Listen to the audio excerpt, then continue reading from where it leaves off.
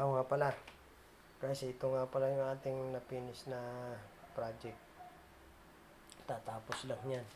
Pero tinetesting na natin yan. Ayan. Na-under yung ating inverter. Mainit na kasi siya, kaya aandar na yung fan. Para palamigin yung loob. Guys, ang nakukonsumo nito ay nakikita rito guys. Ito ay 12 volt to 24 volt to 220 ang out niya. AC/DC yan guys. Yung gusto lang magpa-setup, simpleng setup, yan, ganyan. Meron pa mas magagandang klase na ikakabit at depende sa inyo ipapa-setup. Basta abutin guys ng 25 to 30k. Ang simpleng setup lang.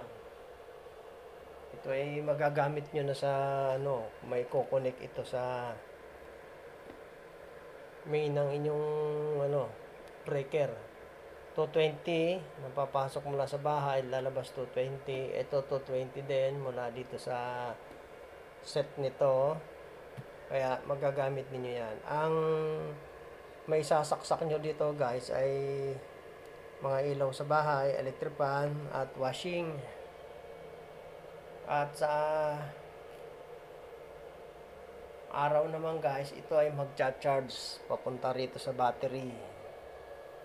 Ayan ang inyong magiging pondo. Pinapaliwanag ko lang, baka sabihin naman ninyo saan kumukuha ng kuryente. Sa araw guys, mayroon battery na magpopondo. Ayan, tumigil na. Popondohan yung battery at yun naman ang gagamitin ninyo para umandar ito isang sistema na to, itong isang buong set na to. Ang magpapaandar niyan ay 12 volt na supply.